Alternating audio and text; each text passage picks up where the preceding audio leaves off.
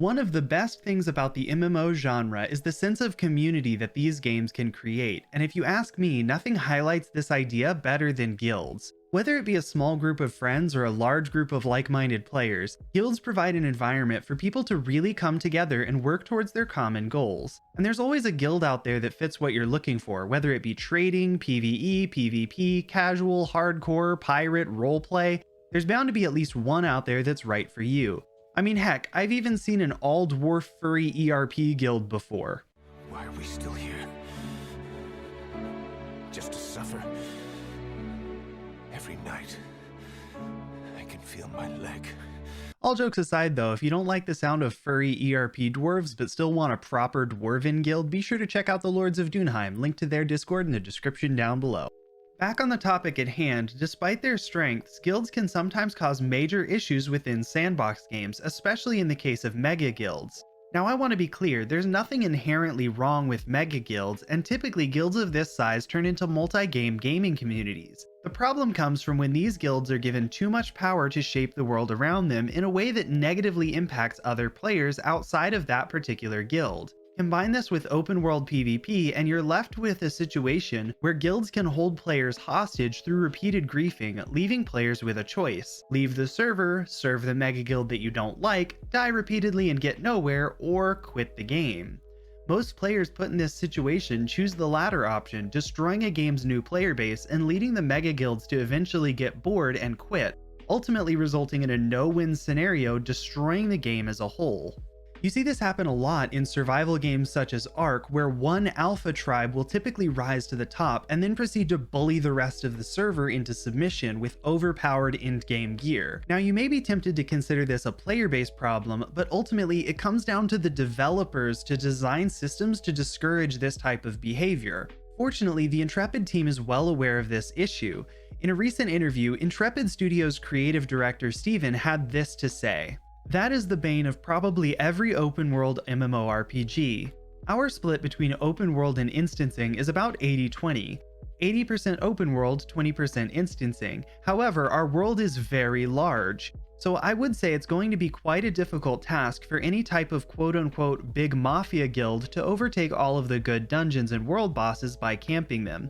We do some traditional things with regards to having variant time windows on world bosses. We have dungeons that open up based on node progression, so these can change every now and then, and we have guild size limitations. And this definitely does do a lot to ease my concerns on the matter, but I still don't think that this will completely resolve the issue. Systems like having a large, ever-changing world don't inherently stop mega guilds from ruling everything. It could just as easily result in those mega guilds having near complete control over the way the world evolves. And even if they don't, these guilds don't need complete control of a server to ruin the experience for other players. They only need to control the most important content in their particular region. They have stated before that it will take at least 3 full guilds to run a metropolis, and there's a maximum of 5 metropolis on any given server. A full guild consists of 300 members, but the guild size limit doesn't actually do as much as you might think, because when you have massive 1,000-person guilds, they just run as 3 separate guilds under one rule and monopolize the area. Get 5 of these in one server and presto, you've locked down all of the high-end content to the 5 biggest mega mafia guilds. However, there's still one major point that, depending on implementation, could not only resolve the issue but use it to the game's advantage: politics.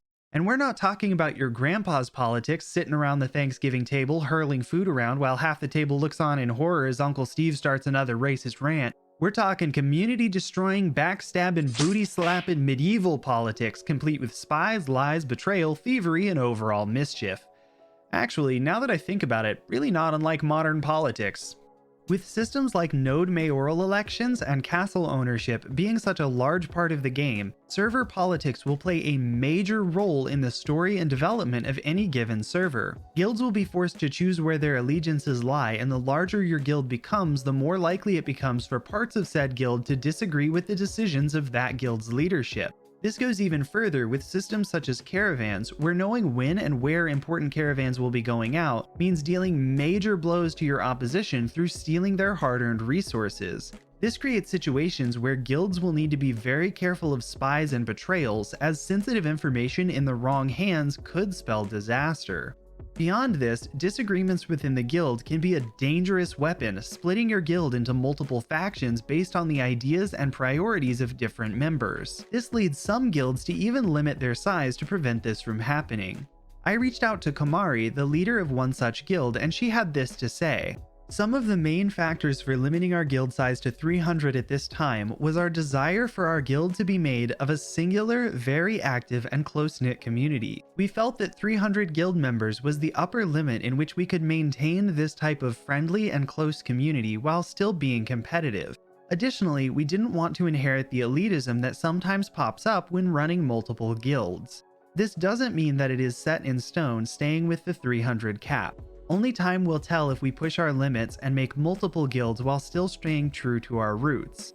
We just have to make sure that members understand, know, and feel that we are essentially just one guild, even if someday we may make the decision to divide into multiple sub-guilds. This idea of ensuring that your guild remains a close, tight-knit group not only ensures a fun environment for said guild's members, but it also serves to limit potential betrayals and fallout.